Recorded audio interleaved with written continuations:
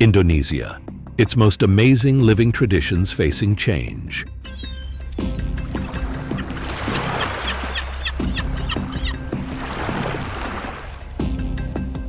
Across more than 17,000 islands, Indonesians speak over 700 languages. The unresolved question is what modernization preserves and what it quietly replaces.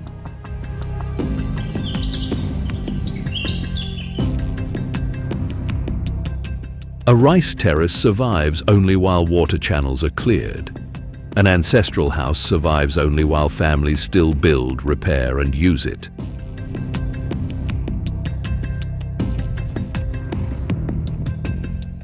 Across Indonesia, that work now competes with hotel construction, crowded roads, coastal defenses, and jobs far from home.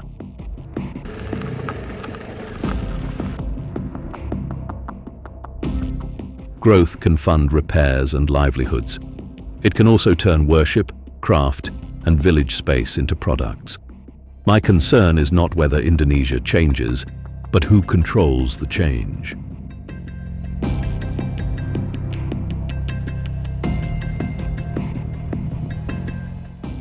In this video, we examine how places from Ubud to Rebo carry tradition forward, and what responsible engagement must protect.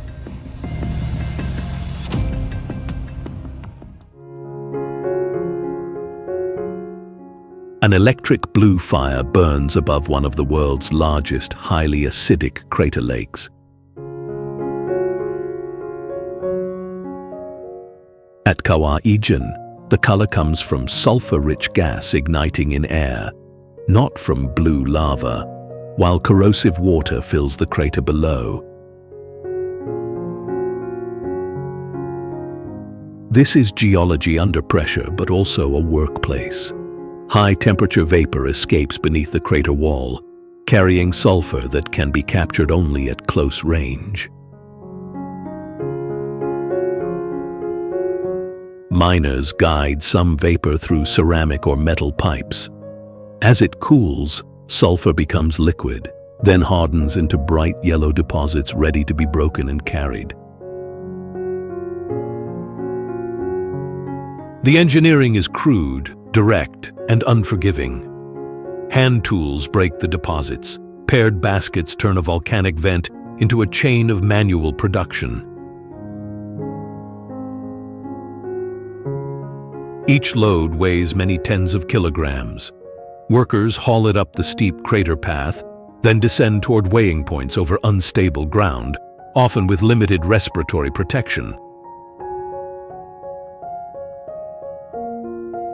Darkness adds another pressure. Wind can drive corrosive gas across the trail without warning, and emissions, weather, or volcanic activity can close access altogether.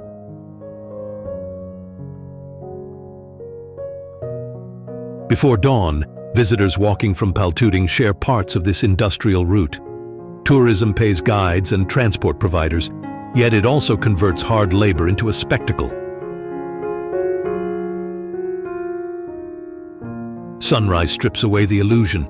The flames fade, and the lake, pipes, crater walls, and severe depth of the work appear together. I keep returning to that collision.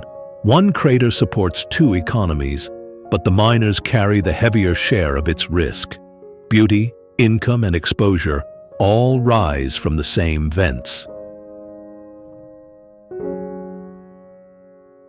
Responsible access must begin by recognizing whose workplace this is. Safety restrictions are not an inconvenience, and the blue fire is not a stage effect. When dawn erases the blue flames, the miners' baskets remain. Any account of Ijen that forgets them has mistaken spectacle for value.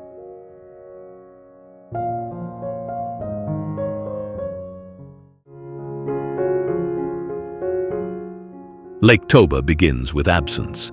A volcanic chamber emptied. The ground gave way, and water filled the caldera.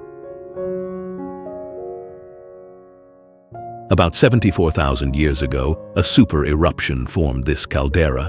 Today, Lake Toba is the world's largest volcanic lake, covering roughly 1,100 square kilometers. The caldera floor later rose, lifting Samosir into a broad central landmass. Geological force created the platform for generations of settlement. Ferries link steep walls, shoreline towns, and island villages, exposing a scale roads conceal. Yet this enclosed basin cannot flush pressure into an open sea. For Batak Toba communities, the water is more than geography. It is an ancestral homeland, ordered through Marga clan ties that still carry duties across generations. Raised floors, steep roofs, and carved decoration mark traditional Batak Toba houses. Many families now live in newer homes, shifting continuity from buildings to daily authority. Ulos textiles move through important life events. Gondang music and torta dance do more than perform identity. They keep communal obligations active. Christian worship is prominent, but customary law, clan obligations, and older ideas of ancestry remain beside it. Church life did not erase the older social order. The lake also carries daily work: farms, fishing boats, ferries, tourism, and floating fish cages. Each livelihood draws value from the same confined water. Fish cages support families, but poor stocking and heavy feeding add nutrients that weaken water quality. Sewage, waste, and shoreline construction compound the load. Roads, ferries, and tourism projects widen access, shift jobs, and raise land values around Samosir. The decisive issue is who controls the shoreline and who sets the limits. I admire how Batak traditions absorb change, yet the bargain troubles me. If communities lose authority over land and water, preserved roofs and ceremonies become display, not continuity.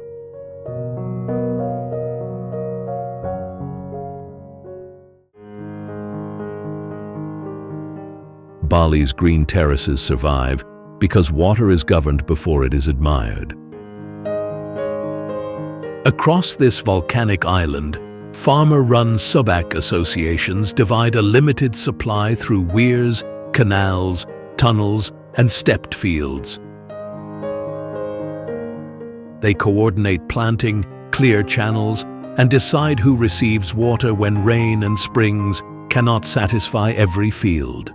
Water temples anchor those decisions in ritual as well as labor. This is not decoration around agriculture. It is agricultural engineering held together by local authority, repeated maintenance, and a duty to balance people, nature, and the divine. The mountains set the physical terms. Water drops from the highlands past crater lakes, lava ground, forests, ravines, and terraces before construction closes around it. That descent links Mount Agung and Mount Batur to farms, villages, and the coast. Break one link, and pressure travels through the entire landscape. Ceremonial life follows the same pattern. Household shrines, village temples, roadside offerings, processions, dance, gamelan, carving, and clothwork remain embedded in ordinary routines. Yet visibility can mislead. A dance may remain on a stage while the land, water, and labor that sustained it move under commercial control.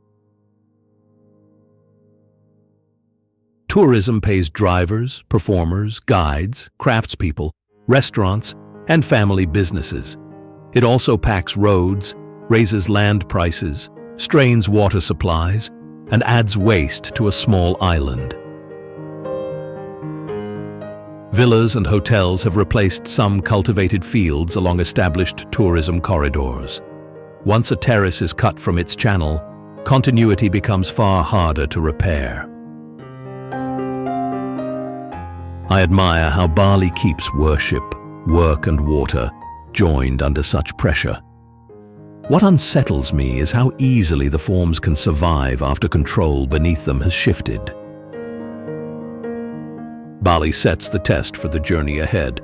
Ceremonies can remain visible after control has shifted. Continuity depends on whether communities still command the channels, fields, labor, and sacred ground that make those ceremonies necessary.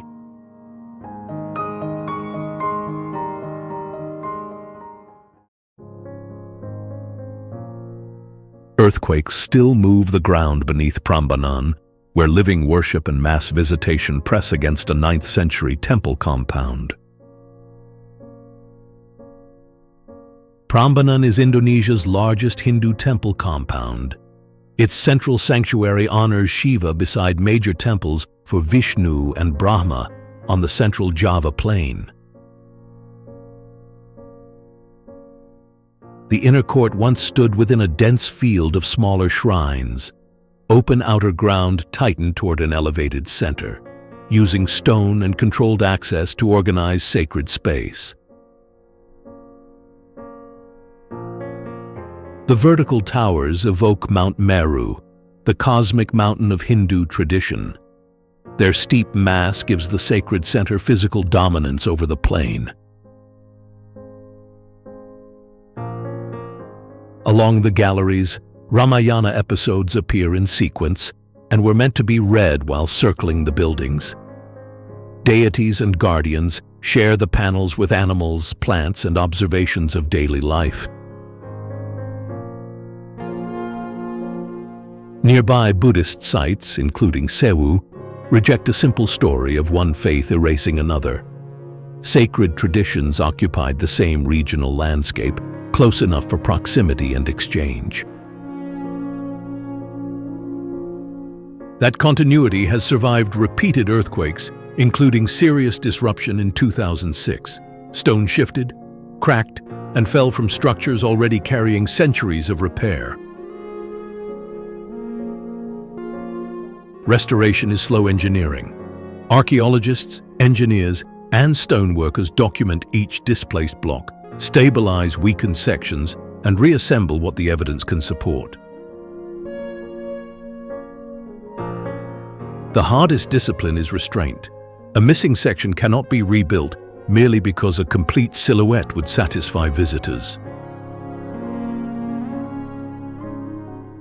Prambanan remains a place of Hindu ceremony, not only a protected monument. Large visitor flows therefore enter ground that still carries religious purpose. Nearby, dancers and gamelan musicians retell the Ramayana through Javanese movement, costume, rhythm, and modern staging. Rain can force outdoor performances inside, but the narrative continues. I admire the refusal to separate worship, repair, and performance. Yet Prambanan remains living heritage only while communities control how its sacred center is rebuilt, entered, and represented.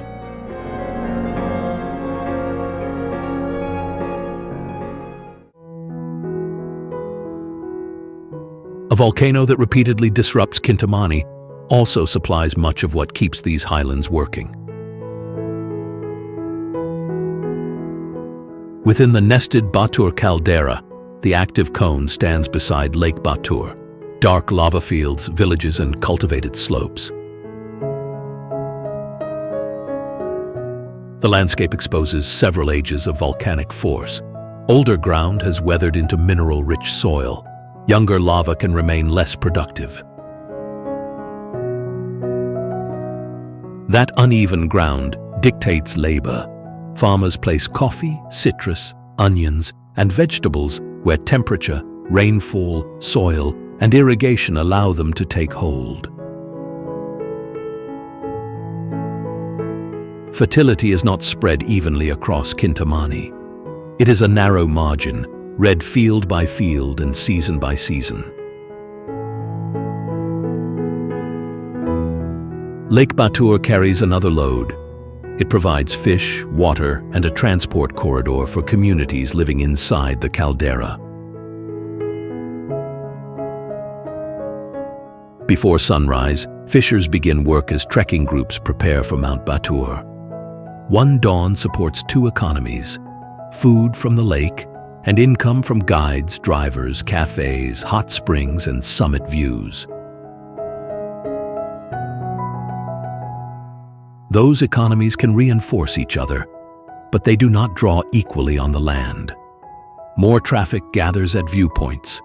Hotels, restaurants, and bathing facilities add pressure on water and waste management.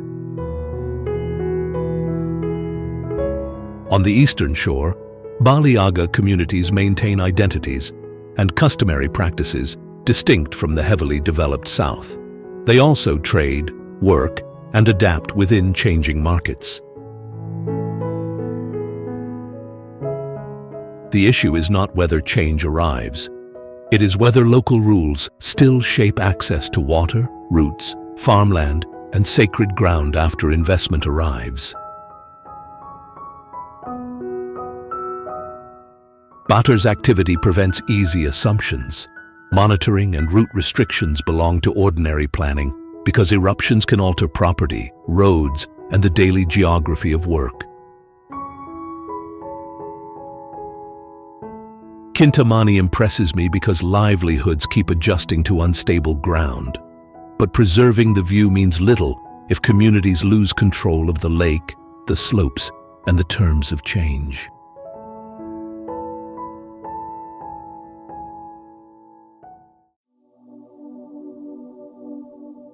A waterfall that looks like one solid wall is actually many streams breaking out of volcanic rock. Its name means roughly 1,000 waterfalls, not a literal count, and the broad curved drop sits between East Java's Lumajang and Malang regencies. The Glidic River network and smaller channels carry water down from the volcanic highlands around Semeru. Fractured, permeable rock divides that flow before releasing it across the cliff. The result is not a fixed monument.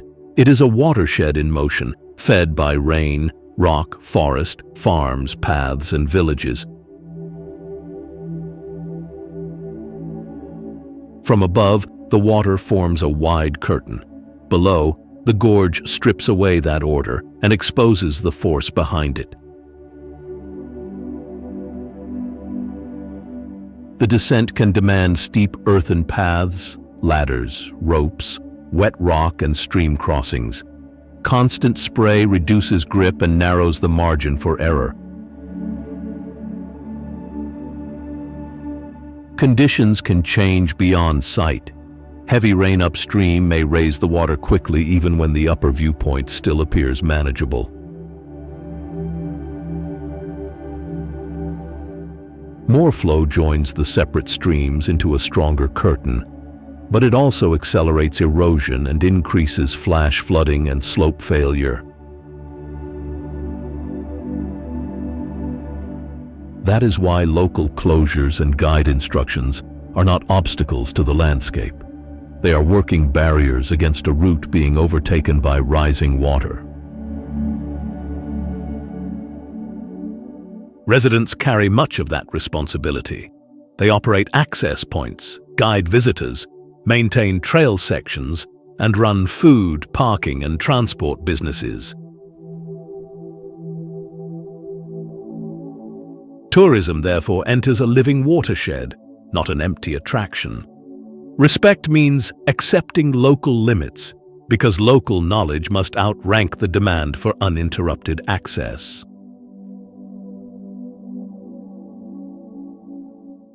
The decisive safety system at Tumpak Sewu is not a railing, but the residents who maintain the route and know when to close it.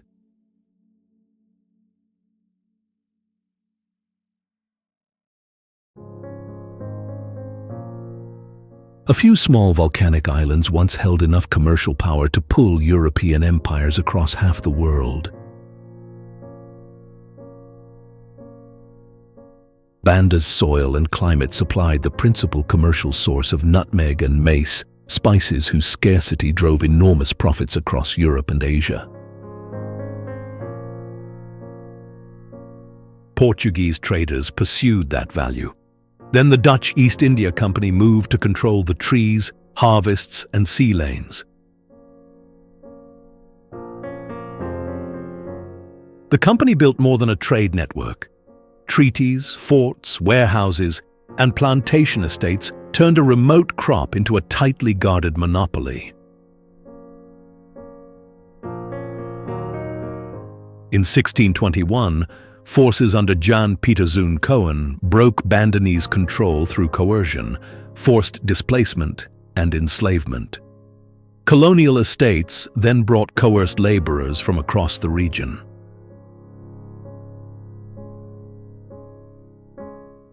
Fort Belgica and Fort Nassau still dominate Bandanera. Their walls are not decorative heritage. They are hard infrastructure built to separate local land from local authority. The island of Run shows how far that leverage reached. The 1667 Treaty of Breda settled English and Dutch claims within a wider exchange of colonial possessions that included Manhattan. Yet nutmeg remains living work, not only a museum story. Beneath taller shade trees, workers split the fruit, lift the red mace from the dark seed, and dry both for sale. Boats carry people, crops, supplies, and visitors between islands beneath Gunung Api. Here, maritime skill is basic infrastructure, because every household and harvest depends on water crossings. Nature keeps its own pressure on the settlement. The active volcano has repeatedly reshaped the islands, while lava slopes offshore now support reefs, fishing, and diving. Clear water can bring income, but Banda becomes a polished image when the forts, labor, and monopoly disappear from its story.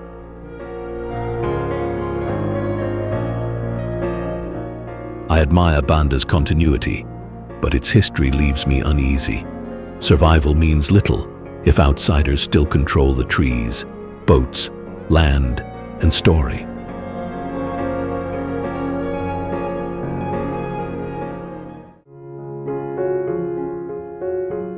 A royal garden built to command water survives only because human hands keep rebuilding its order. Created in the late 1940s by the last king of Karangasem, Tirta Ganga was severely damaged by Mount Agung's eruption in 1963. Its name connects a local spring to the holy water of the Ganges. That sacred link changes how every channel and basin must be understood. Water rises through fountains, slips along narrow channels, crosses bathing pools, and settles around koi. The display is also working infrastructure. Beyond the garden, the same spring contributes to local use and irrigation across the rice-growing landscape. Worship, farming, bathing, fish, and royal authority all draw from one controlled flow. This was hydraulic power made visible.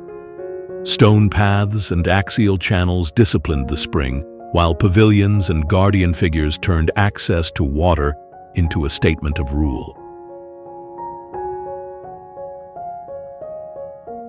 The design combines Balinese forms with European and Chinese garden features, yet those borrowed styles do not change the spring's local duties.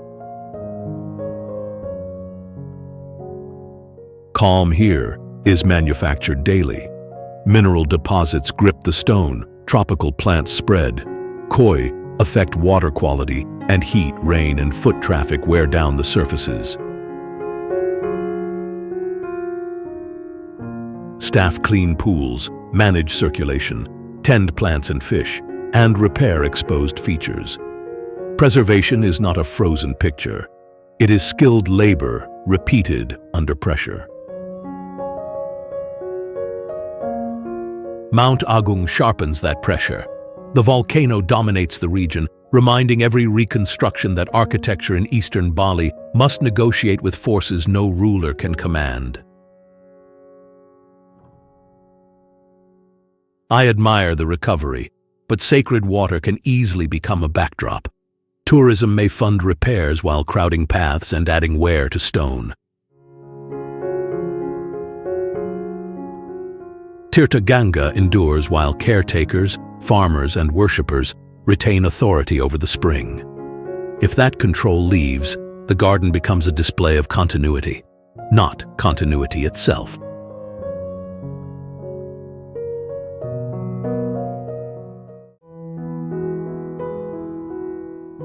Bali's greatest sanctuary stands beneath the volcano that can cut the roads leading to it.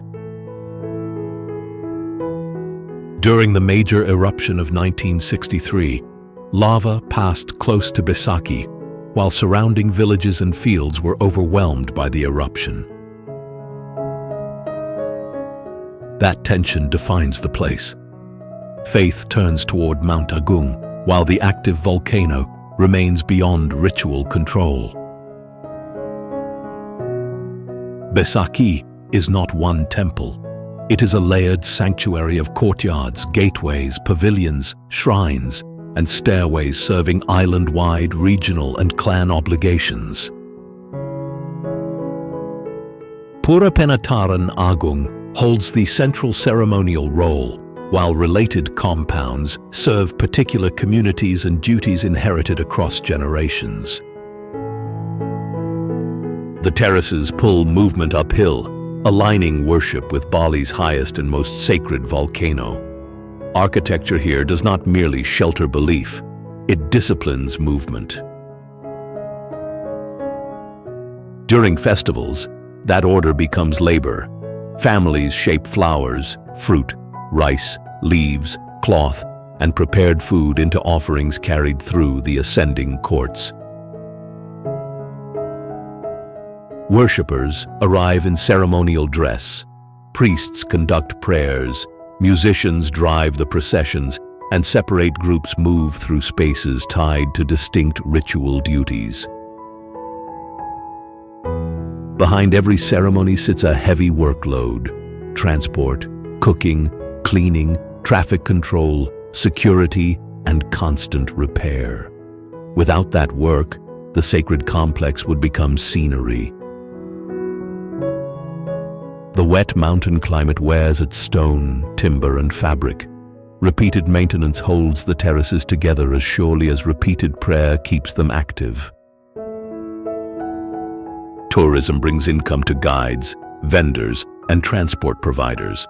It also brings congestion and disputes over access and commercial conduct inside an active sanctuary. Respectful engagement begins with a hard boundary. Tourism may fund upkeep, but it cannot be allowed to set the sanctuary's terms. Besaki is held together less by visible gates than by the people who carry offerings, repair stone, direct routes, and enforce the sanctuary's rules.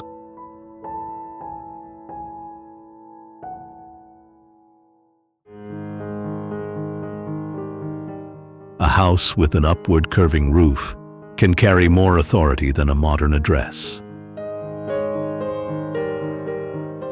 Across South Sulawesi's mountainous interior, these ancestral houses mark inheritance, kinship, and social standing, even as relatives study and work on other islands or in cities. The tongkonan is not simply inherited architecture. It anchors a family's place within the community and ties that standing to ancestral land.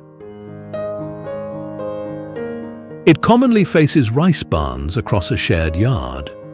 Carved panels use established colors and motifs tied to buffalo, plants, prosperity, and social memory. That continuity is built through obligation, not display. After a family loss, relatives may need time to return from distant islands or cities, gather funds, organize guests, and obtain animals.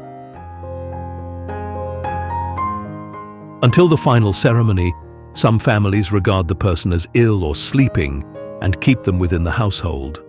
Practices vary, a reminder that Toraja tradition is not one fixed script. Ceremonies may continue for days, with processions, speeches, music, and communal meals. Their scale follows family decisions, available resources, community expectations, and social position. Education, migration, animal prices, and ceremony expense continue to reshape those decisions. A ceremony may preserve the bond while changing in size, timing, or form. Christianity is now prominent, while elements of aluk tudolo continue in varied forms. The balance is lived inside families, not settled by a single rule. Rock-cut resting places, caves, and carved Tau figures extend family memory into the landscape. Here, ancestry remains physically connected to ridges, villages, and inherited ground. Tourism brings new pressure to visible traditions. It can reward the roof, carving, or ceremony, while overlooking who decides what those forms mean. A tongkonan roof travels easily as an image. The obligations beneath it endure only while Toraja families decide the use of ancestral land, the house, and the ceremony.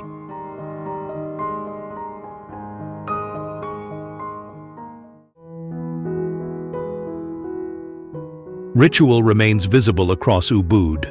The ground supporting it is less secure. Inland volcanic terrain and the Was River system cut deep ravines between villages, temples, family compounds, and cultivated fields. The arts grew here through royal patronage, local workshops, and 20th century exchange with international visitors. Painting, wood carving, dance, gamelan, mask making, metalwork, and religious craft still provide skilled work. That work spreads beyond the center. Batuan is associated with detailed painting, Mas with wood carving, and Cheluk with gold and silver work. Evening performances demand tightly rehearsed gesture, costume, percussion, voice, and group movement. Tourism pays performers, but visitor schedules can also pull presentation away from community time. Daily offerings at gates, shrines, crossroads, shops, and vehicles make the deeper point. Religious practice still organizes ordinary space. It is not confined to a stage. In the sacred monkey forest sanctuary, long-tailed macaques share temples, trees, ravines, and stone paths with heavy human traffic. Feeding, waste, animal behavior, and visitor safety require constant management. Beyond the busiest streets, irrigation channels still carry water through rice fields.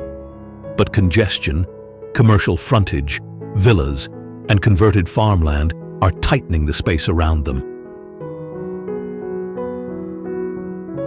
The same economy supports drivers, guides, restaurants, hotels, craftspeople, and performers. It also raises rents and land values, pushing the people who maintain culture into a harder contest for space. I admire how Ubud keeps reorganizing work and ritual, rather than treating tradition as a fixed exhibit.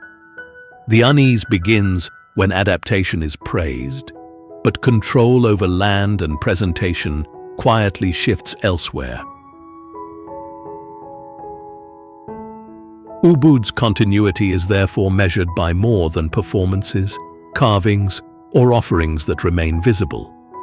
It survives only while communities still command the fields, sacred spaces, working time, and terms of display.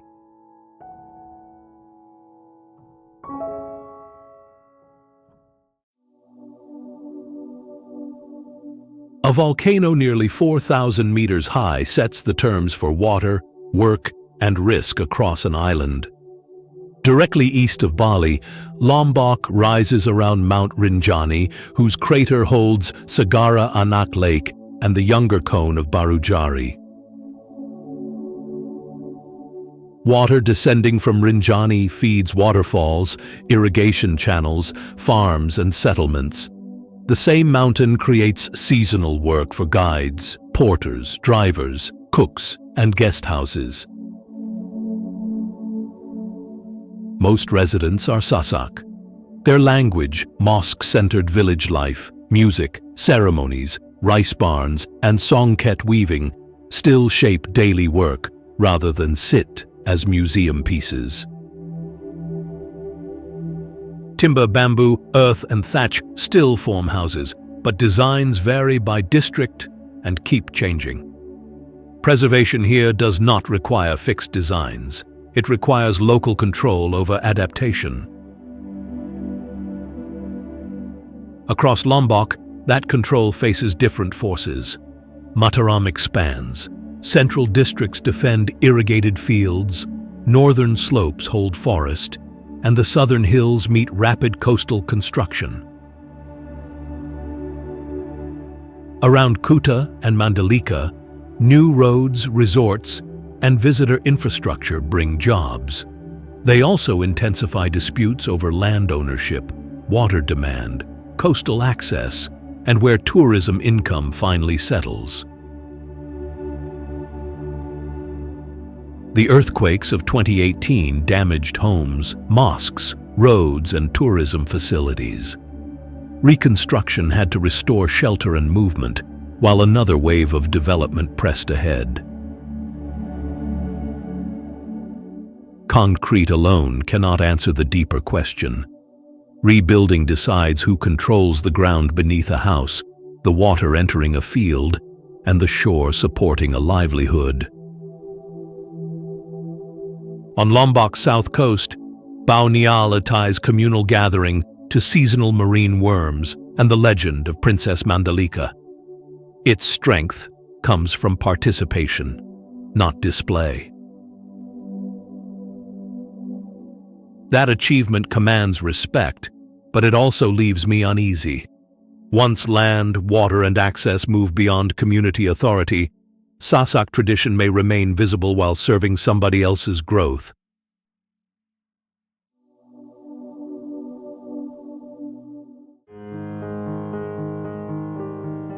Three lakes sit within one volcano, yet each can change into a different color without warning. At Kelimutu, narrow volcanic walls separate basins that may turn turquoise, green, brown, red, gray, or nearly black. The colors are not simple reflections of sky or forest. Volcanic gases, dissolved metals, acidity, oxygen, rainfall, and internal circulation alter the minerals in the water. Each crater receives a different mix.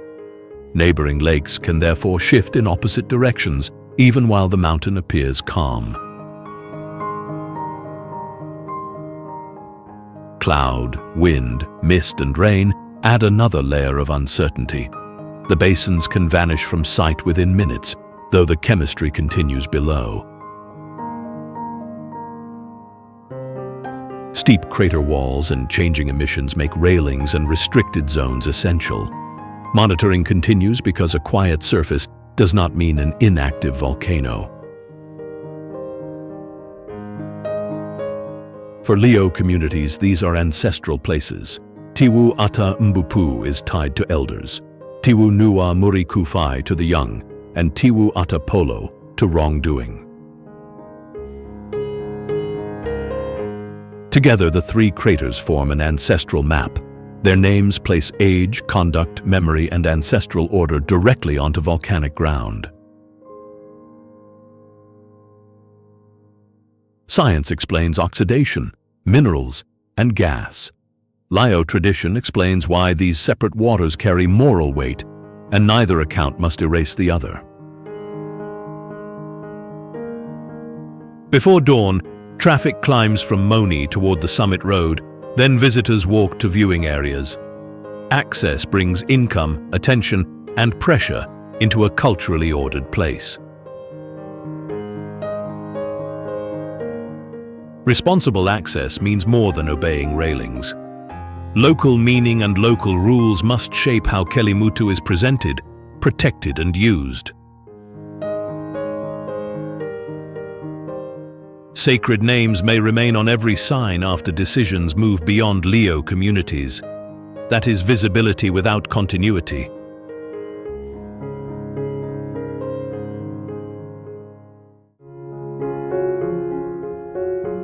A national park built to protect reefs cannot survive by shutting out the people who know those waters best.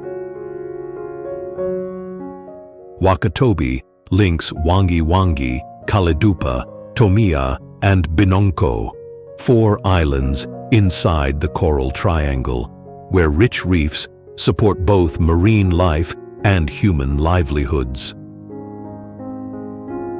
Warm seas, complex currents, shallow platforms, and deep channels drive this abundance. Coral walls plunge through different depths, while currents carry nutrients and larvae between habitats. Seagrass meadows feed marine life and shelter juveniles. Mangroves grip vulnerable shores and protect the shallows where young species gather. There is no continuous road joining these islands. Every crossing depends on boats, fuel, weather, tides, and a practiced reading of channels. Bajo communities have long built work and settlement around the sea. Their knowledge tracks fishing grounds, winds, species behavior, and seasonal movement. Information no chart can fully replace. Fishing now stands beside seaweed cultivation, boat repair, trade, farming, guiding, and dive tourism. That mix shows continuity adapting rather than freezing in place. Conservation, therefore, cannot treat Wakatobi as empty wilderness. Protected water still feeds households, and every new rule changes who may work where. Managed areas have reduced destructive fishing, yet pressure remains. Overfishing, anchors, plastic, warmer water, and coral bleaching. Damage can gather fastest around reefs made easiest to reach. Tourism pays guides, boat crews, cooks, homestays, and dive operators. It can also concentrate boats, waste, and demand on the same narrow sites. This is what I admire and what troubles me. Inherited skill is adjusting under rules, markets, and ocean change. But adjustment is not control. Wakatobi's reefs endure only when island communities retain authority over access, work, and protection. Without that authority, conservation may preserve the coral while replacing the maritime culture that kept it alive.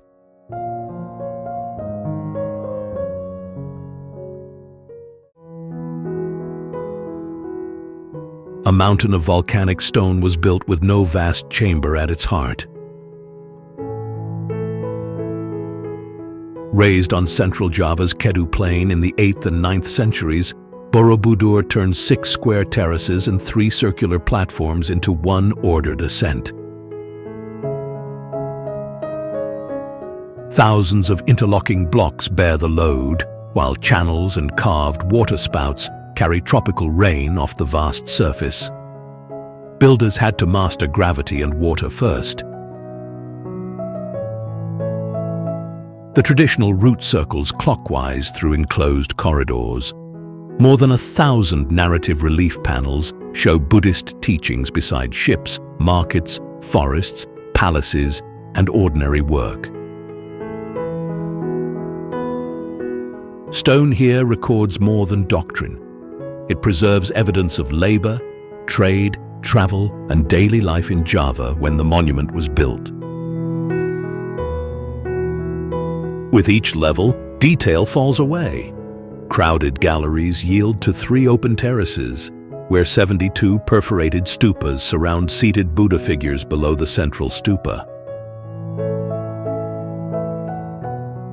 The architecture controls movement, sight, and effort. Enlightenment is not hidden inside a hall. It is built into the climb from dense stories toward open space. After centuries of reduced use, vegetation, soil, and volcanic material obscured much of Borobudur. Moisture entered the stone, turning failed drainage into a structural burden. Restoration in the 20th century dismantled and rebuilt sections, then improved drainage beneath them. Conservators took the sacred mountain apart carefully enough to keep its order intact. Borobudur remains an active place of Buddhist pilgrimage, especially during Vesak, as well as a national landmark and a heavily visited archaeological site. That double role brings hard limits.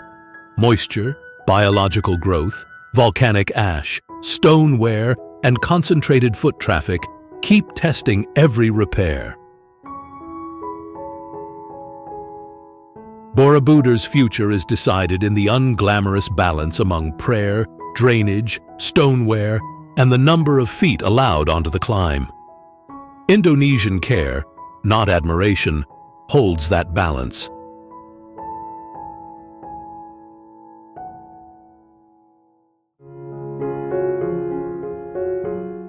A landscape that looks untouched is governed by port rules, fixed routes, and boats loaded for the night.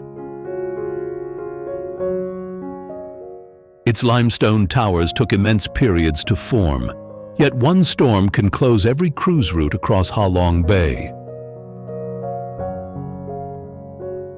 Rain entered fractures in the limestone and slowly dissolved the rock.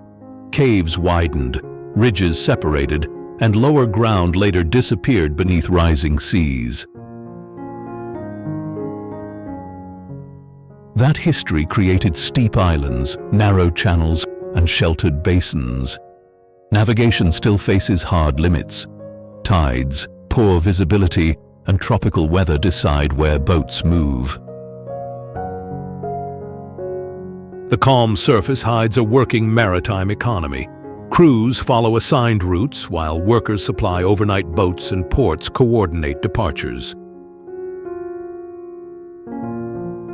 Fishing families once lived in floating communities and developed detailed knowledge of protected channels, seasonal winds, and marine species. Many residents have since moved to settlements on shore. The move aimed to expand access to education and services and reduce pressure inside the protected area. But it also moved daily life away from the water that had organized work and community. Connections remain. Fishing, aquaculture, boat repair, guiding, and seafood supply still bind shore settlements to the bay. Tourism funds, crews, hotels, restaurants, and ports. But concentrated traffic carries a physical cost. Fuel emissions, wastewater, plastic waste, and congestion gather around popular caves and busy routes. Protection now reaches beyond the famous towers to the wider Ha Long Bay Cat Ba archipelago landscape. The boundary covers marine habitats and forested islands, as well as the limestone formations. That broader boundary matters only if rules control waste and traffic without reducing local people to labor around a landscape managed by others.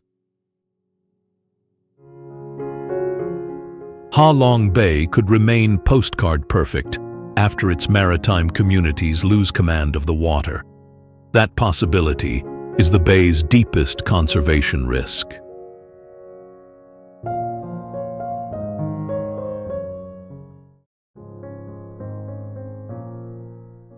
Nearly 200 sanctuaries occupy a sandstone cliff where clay, timber, and water had to be hauled above the valley. Work began 16 centuries ago. The cliff now holds thousands of sculptures and extensive murals.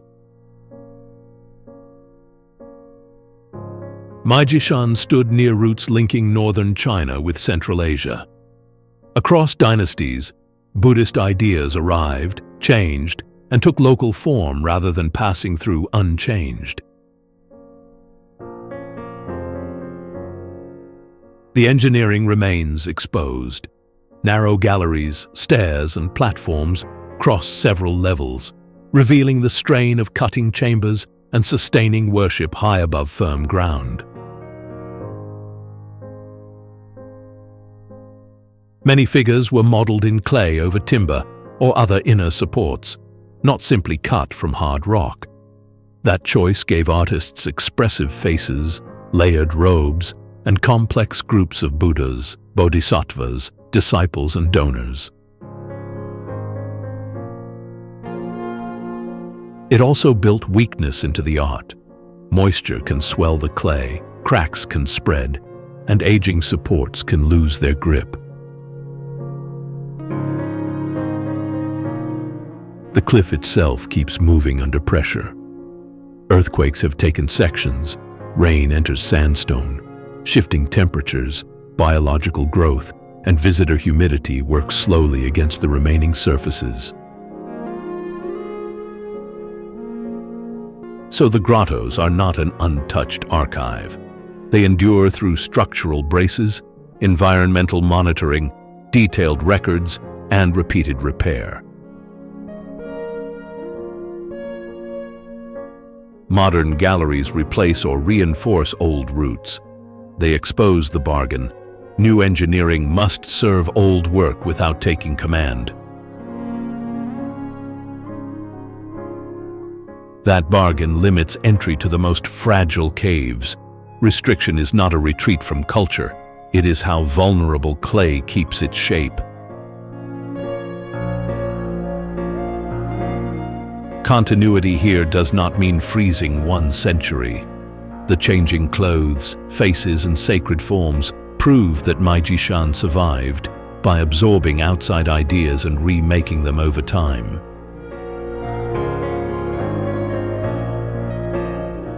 The cliff leaves almost no margin for error. Caretakers must control moisture, visitor load, and repair before vulnerable clay loses a shape that cannot be recovered.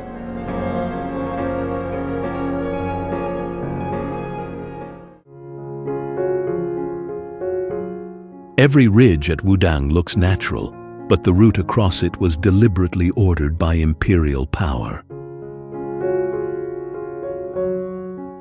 Across Wudang, Taoist palaces, temples, gates, bridges, and paths climb steep forested terrain, ending at the bronze Golden Hall on Tianzhu Peak.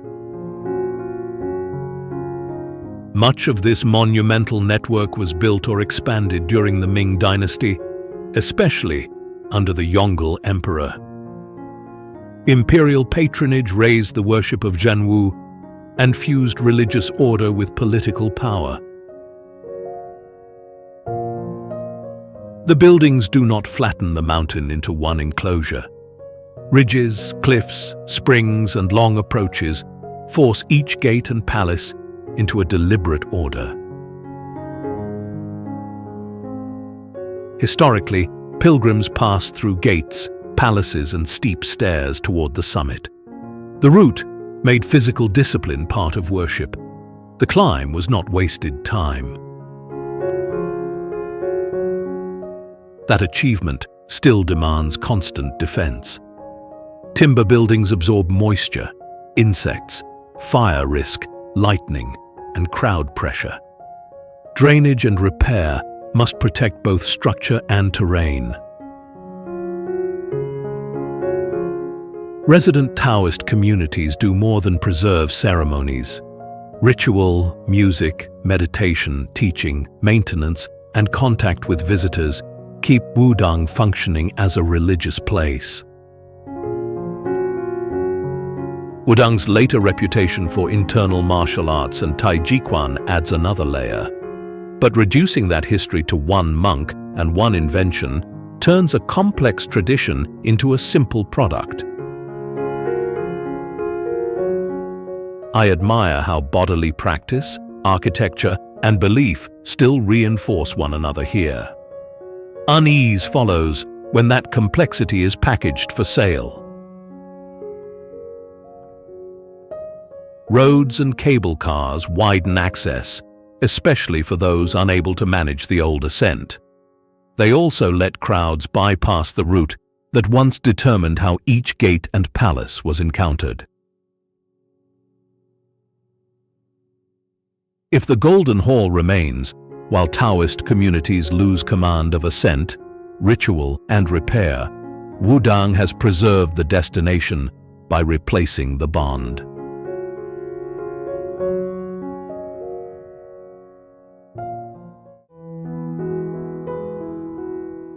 Within only a few years, a road cut through pale rock turned a less accessible shoreline into a recognizable destination.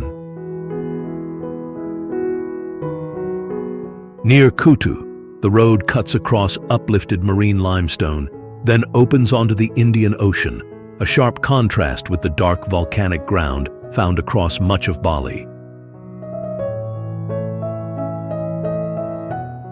That geology controls more than color.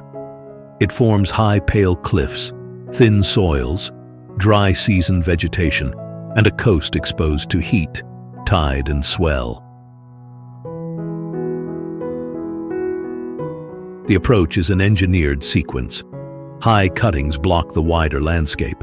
Moments later, the road clears the rock and meets open sky, white surf, and deep blue water. This cut is not neutral. It makes arrival easier, concentrates movement, and gives aerial footage the clean reveal that social media can repeat at enormous speed. Popularity then changes the ground. Across the Bukit Peninsula, roads, villas, hotels, beach clubs, and clifftop facilities are spreading beyond Bali's older tourism centers. Access can put money into parking, food stalls, rentals, driving, and land leases. It can also raise land prices and bring traffic, waste, erosion, and pressure for more construction. At beach level, the ocean sets firm limits. Higher tides can compress the sand, while Indian Ocean surf can carry far more force than a calm aerial image suggests. Shade and services remain limited compared with established resort beaches. Arrival and departure still depend on one access road cut through exposed limestone. That dependence matters when development accelerates. More buildings near cliffs and drainage routes can increase pressure on ground already shaped by water, salt, and seasonal heat. Easier access can coexist with preservation only if local people retain authority over land, work, waste, and the coast's cultural presentation.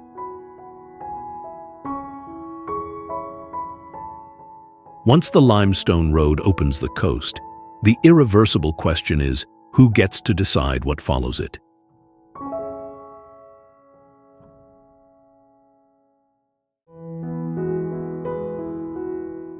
Songsanlin looks centuries old, yet its walls still carry the seams of reconstruction. Founded in the late 17th century, Songsanlin endured severe 20th century disruption. Its present walls combine surviving fabric, repaired structures, and newer work. Also known as Ganden Sumtsaling, this Gelug institution became the largest Tibetan Buddhist monastic complex in Yunnan. It rises above Lamoyangko Lake near Shangri-La, in a highland shaped by Tibetan language, farming, pastoral work, and trade.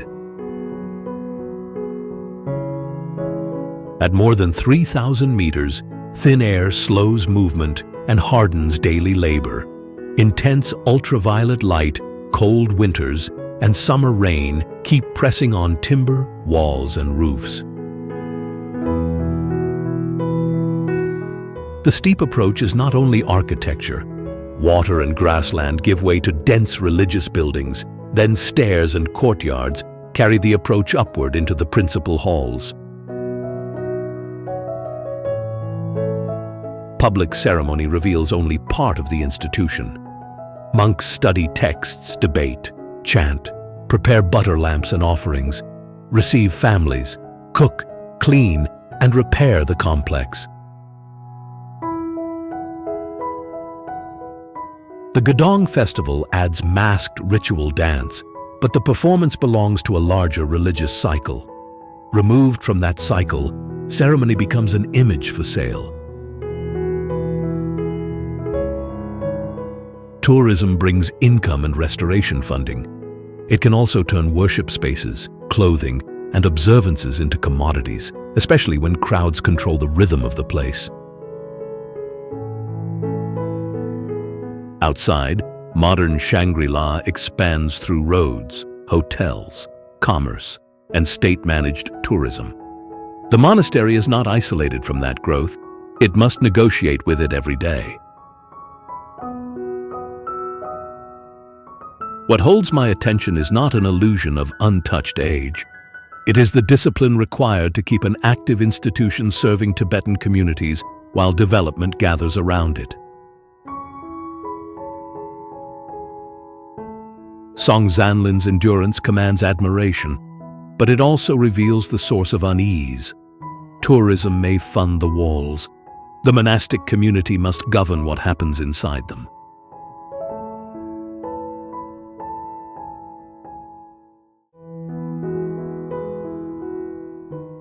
What looks like a remote sanctuary now carries pilgrims uphill by road and cable car. Across Juhua, temples cover forested slopes, villages, rocky peaks, and steep paths. Alter the journey, and the sacred landscape changes. One of China's 4 major Buddhist sacred mountains, Juhua is bound to Dizang, the bodhisattva pledged to help beings in suffering. Kim Chiaoke, a Korean monk from the Tang period, was later revered as a manifestation of Dizang.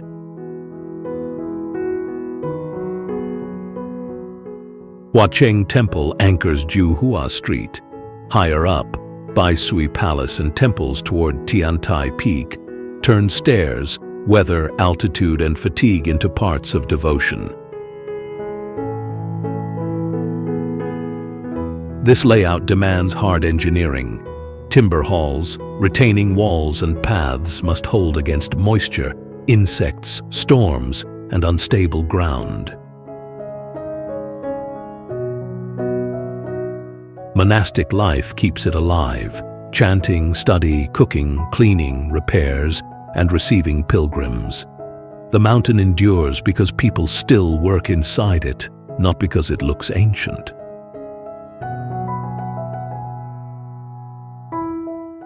Modern access brings real gains. Older pilgrims can reach high shrines, while hotels, restaurants, drivers, and vendors draw income from the flow. But speed creates pressure. Roads and cable car stations concentrate crowds, noise, waste, and construction on slopes where every drain, foundation, and repaired stair presses into sensitive terrain.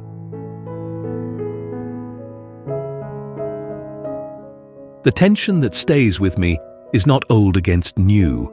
It is whether convenience serves the pilgrimage or quietly rewrites it.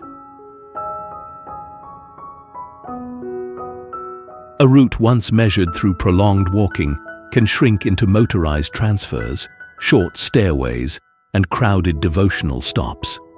The destination remains, the bodily discipline changes. Jiuhua commands admiration because devotion still organizes the mountain. Unease begins when monks keep the rituals but lose command of the route.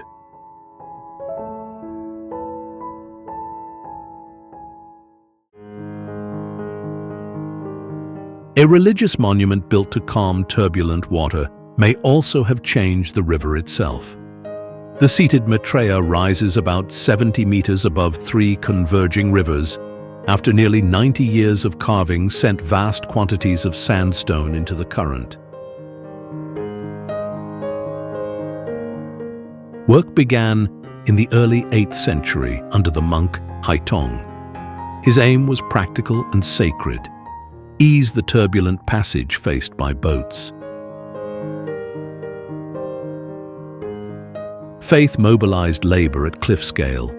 Crews cut the figure directly from soft sandstone, shaping head, shoulders, hands, robes, and feet across one rock face. The spoil did not simply disappear. Stone dropped into the river may have shifted currents and eased local navigation, giving devotion an unintended hydraulic result. Yet the deeper engineering sits inside the Buddha. Hidden drains run through the hair, head, ears, chest, and clothing, carrying rainwater away before it can force deeper cracks into the sculpture. Scale changes with position. Boats reveal the complete seated figure inside the cliff. Steep paths bring human bodies close to individual ears, hands, knees, and feet. That access creates its own load.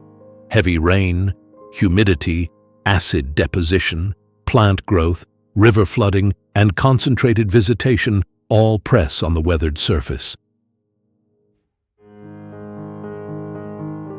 Conservation crews must clean drains, remove growth, stabilize stone, and repair weak areas without erasing the historic surface. Every intervention protects evidence that cannot be replaced. Linked to nearby Mount Ame, the Buddha is not an isolated giant. It belongs to a wider landscape still organized around Buddhist worship. Modern access carries a contradiction. It brings people close, but volume can overpower the stone. Preservation begins when visitor flow, repairs, and river management obey the monument's physical limits. I admire that ambition, yet its lesson troubles me. Continuity survives only when care, not visitor volume, controls the cliff.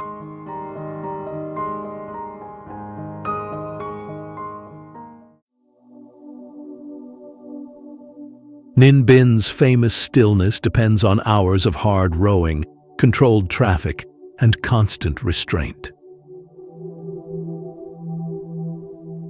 South of Hanoi, regulated boat routes thread limestone towers, flooded valleys, rice fields, caves, and temple ground. Water shaped this terrain before any road did. It dissolved the limestone, while shifting levels opened linked passages and enclosed basins. The boats make that geology usable. Operators steer for several hours through low roofs, changing depths, currents, and close traffic. At Tam Kok, some rowers use their feet as well as their hands, easing repetitive strain while holding the oars under control. But these waterways are not just corridors. Seasonal water and sediment also define where rice can grow, dividing wetland, field, village, and vertical rock. At Hoa Lu, the same karsts once carried political weight. They gave natural protection to the 10th century capital of the Din and early Le dynasties. Nearby temples recall rulers linked to the consolidation of an independent Vietnamese state. Bich Dong and the newer Bai Din complex show Buddhist construction at very different ages and scales. Modern income now runs through the same narrow landscape. Tourism supports rowers, guides, restaurants, lodging, and transport. That income also brings pressure. Heavy boat volumes demand assigned routes, waste control, habitat protection, and firm limits on development. What appears effortless is carefully produced. Farmers work the floodplain, crews move boats, and managers keep commerce from overwhelming the waterways that sustain it. I admire the continuity, but the bargain leaves me uneasy. A tradition can remain visible even as control over land, labor, and sacred space slips elsewhere. Ninh Binh makes the test concrete. Growth should leave rowers, farmers, and worshippers, not only managers and investors, with power over routes, fields, caves, and temple ground.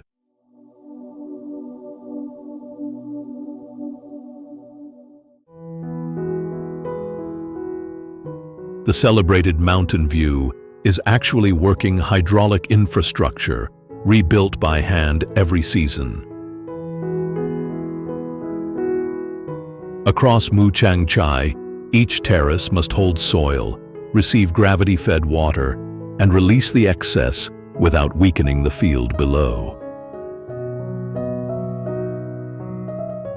Hmong and other highland communities transformed steep ground into connected plots over generations. Large machinery has little room here, so upkeep still depends on hands, tools, and judgment. Small channels divide the flow. Earthen walls must be patched after heavy rain because one breach can strip soil from the levels below. The seasonal colors record work, not decoration. Flooded plots, pale transplants, thick green rice and gold before harvest, each mark a time decision about rain, seed, and water. Roads across Khao Pha Pass and into mountain villages have changed the bargain. Markets, schools, medical care, tourists, and seasonal income are easier to reach. The same roads cut into unstable slopes. Monsoon rain can loosen the ground, while heavier traffic and unplanned buildings interfere with fields and village routines. Harvest season brings photographers, paragliders, homestays, drivers, and roadside trade. That money can support cultivation, but crowds can also claim space and time from the people doing the cultivation. The deeper pressure is labor. Younger residents may leave for education and paid work, while every wall and channel still demands repeated maintenance. Changing rainfall makes planting and water sharing less certain. A terrace abandoned above can send problems downhill, because the entire slope works through linked levels. Respectful engagement here, therefore, means more than protecting a view. It means keeping access open without blocking farm work, and directing tourism income toward the households maintaining the land. I admire this continuity. Unease begins if the view survives after local control weakens.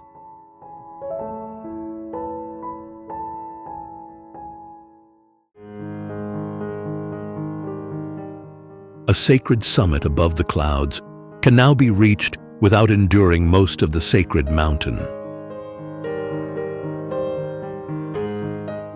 At more than 3,000 meters, buses and cable cars let many visitors bypass most of a pilgrimage route built around a long climb. Mount Emei is one of China's 4 major Buddhist sacred mountains, closely tied to Samantabhadra, known here as Puxian. Yet its meaning is spread across the slope, not sealed inside the golden summit. The traditional route binds gates, bridges, monasteries, forest paths, steep stairs, and high ridges into one physical test. Devotion accumulates with the climb.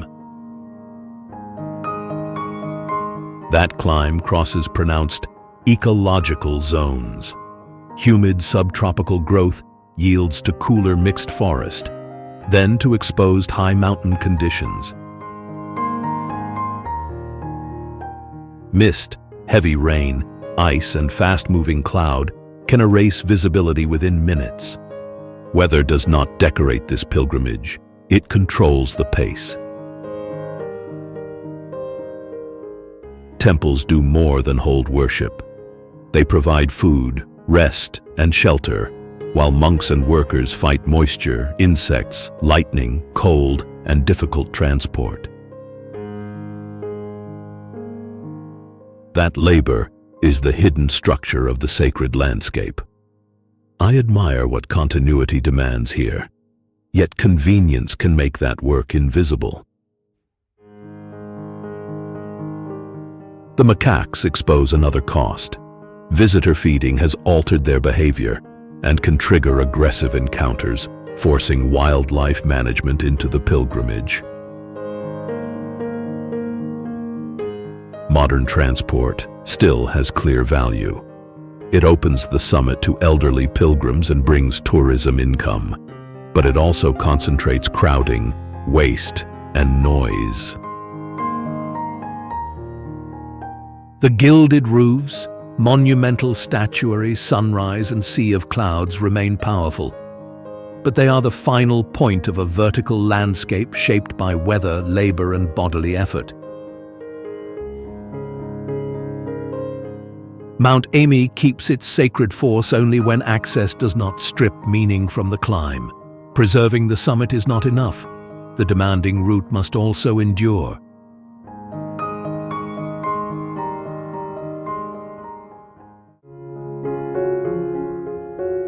An imperial capital can lose entire compounds and still command the shape of a living city. For nearly a century and a half, Hue was the seat of the Nguyen dynasty. Today, traffic, homes, markets, schools, and worship press against its royal landscape. The citadel and imperial city occupy the north bank of the Perfume River. But Hue's heritage does not stop at their walls. Royal memorials, pagodas, temples, gardens, and ceremonial sites extend through the surrounding land. This was architecture built to control movement. Gates narrowed access, moats fixed boundaries, and courtyards, audience halls, and ancestral temples separated people by rank and court protocol. Upstream, emperors shaped memorial complexes from water, woodland, sculpture, and designed terrain. They were political statements in stone and timber, each fixing a ruler's chosen image into the land. Power also survived in forms no wall could contain. Royal cuisine, craftwork, and court music carried discipline through skilled hands, specialized instruments, and ceremonial repertoires.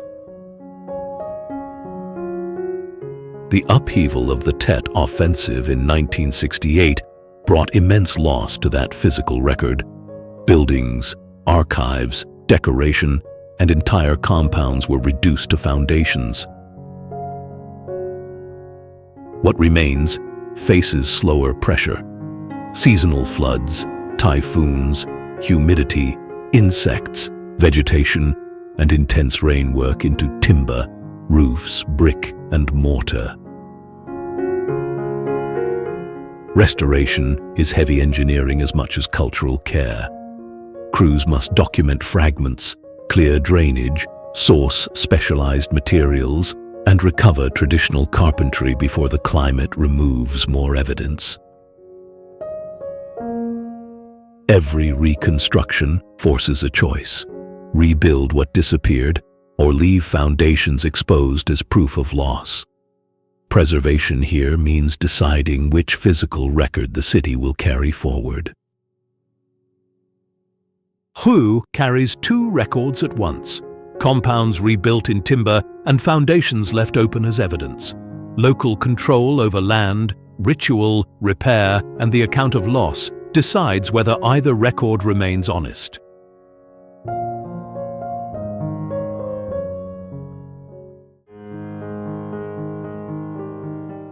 Farther north in China, preservation becomes a literal question of load. At the Hanging Monastery, the supports that matter most disappear deep into the cliff. Near Mount Heng in Shaanxi, horizontal timber beams lock into sockets cut in the rock, carrying much of the load above the valley. The cliff is not scenery behind the building. It is the building's main structural partner. Timber halls, covered passages, balconies, and narrow stairs use very little level ground. The achievement comes from fitting joinery to cliff geometry, not from defeating gravity. Its origins are traditionally traced to the Northern Wei period, but what survives is the result of repeated rebuilding, replacement, and repair.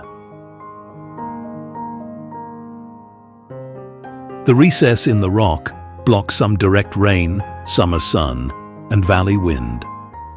Height also separates the halls from flooding and ordinary road movement below. Inside, scale turns into pressure. Small rooms, tight corners, steep steps, and exposed galleries place the drop immediately beyond the railings. No single hall needs to be enormous. Restricted space and the valley beneath it produce the force. The compact complex also holds shrines linked to Buddhism, Taoism, and Confucianism. Their proximity records practical coexistence, not three sealed institutions. That continuity is physical work. Weather wears timber, rock shifts, vibration accumulates, and every repair must preserve a structure that has already changed many times. Modern crowds add another load. These galleries were never built for mass visitation, so entry numbers and weight may be controlled. I find the survival impressive and unsettling for the same reason. Preservation here never means leaving the monastery untouched. Zhuangkongxi endures only because each age accepts limits, reinforces the cliff-bound structure, and refuses to turn living religious continuity into uncontrolled display.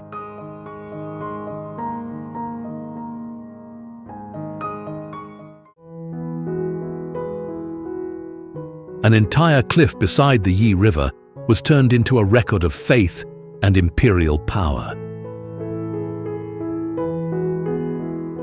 More than 2,000 caves and niches hold tens of thousands of Buddhist figures, carved across centuries near Luoyang, one of China's great historical capitals. Large-scale carving began after the Northern Way Court moved to Luoyang in the late 5th century. The cliff then drew money and belief for generations. This was never one ruler's monument. Imperial households, officials, monks, associations, and private donors all pressed their claims and prayers into the same limestone. In the Guyang and Binyang caves, elongated Northern Way figures preserve an earlier visual order. Inscriptions fix devotion to names, titles, dates, and family ties. Farther along, Fengxian Temple declares the confidence of Tang patronage. Its central Vairocana Buddha commands an ensemble of disciples, bodhisattvas, guardians, and muscular heavenly kings. The change in style is physical and political. Slender bodies give way to fuller Tang forms, while imperial support turns devotion into a public claim over the cliff. The ensemble is often linked to the reign and image-making politics of Empress Wu Zetian. Sacred art did not stand outside government. It helped rulers define how power should look. But continuity has carried a severe cost. Erosion, looting, damage, and missing heads or fragments have left gaps. Pieces now sit in overseas collections. The stone is still under load. Water infiltration, pollution, temperature shifts, and visitor pressure keep working through limestone that once seemed permanent. Preservation must defend more than the grand outline. Inscriptions still record prayers, titles, dates, family ties, and sponsorship. The missing faces deny easy comfort. The cliff remains in China while parts of its maker's record are scattered abroad.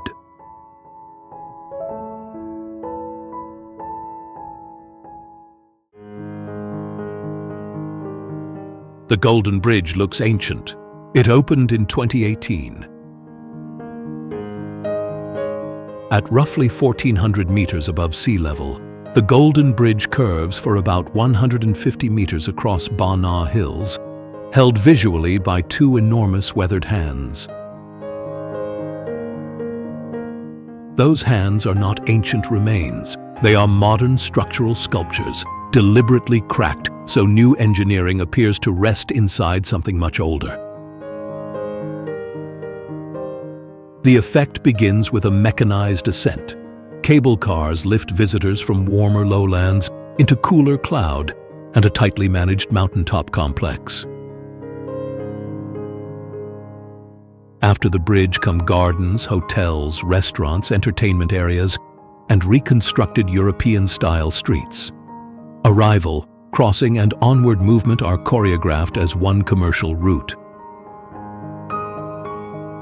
A French colonial hill station once occupied the mountain, but most architecture now presented is recent development, not a preserved colonial town. That distinction matters. Older monuments accumulated authority through court ritual, worship, or pilgrimage. This bridge gained global force almost immediately through engineering, branding, photography, and social media. Yet the spectacle rests on relentless maintenance. Crews manage drainage, corrosion, exposed surfaces, and cable car operations through mist, rain, wind, and sudden losses of visibility. Drainage must move water fast. Crews must control corrosion, repair exposed surfaces, and keep transport operating as the mountain changes from clear air to dense cloud.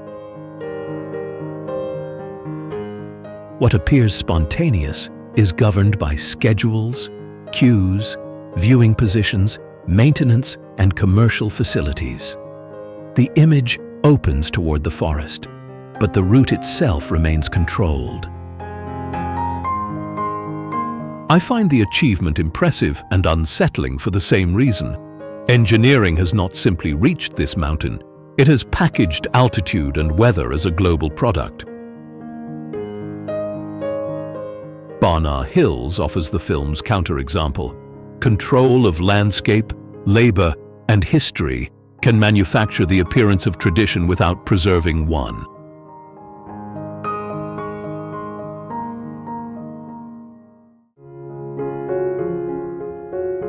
Indonesia's traditions remain alive because communities still perform the physical work. They guide water, rebuild timber roofs, prepare ceremonies, teach craft, and protect land under commercial pressure.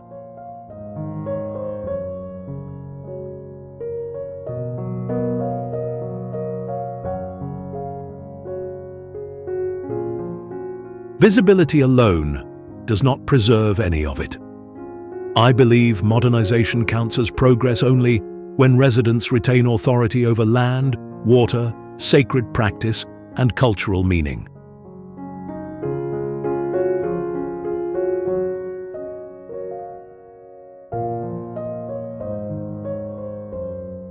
Without that authority, preservation becomes staging. A temple may remain open. An ancestral house may still be photographed. Yet the culture has already been weakened if outside demand controls how either place is used. That is the wider test. Roads, ports, coastal barriers, and digital links can strengthen local life without directing it.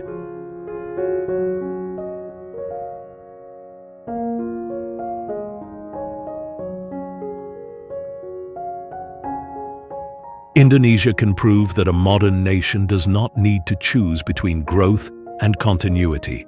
But that future depends on power. Who sets the limits, who receives the gains, and who remains free to say no.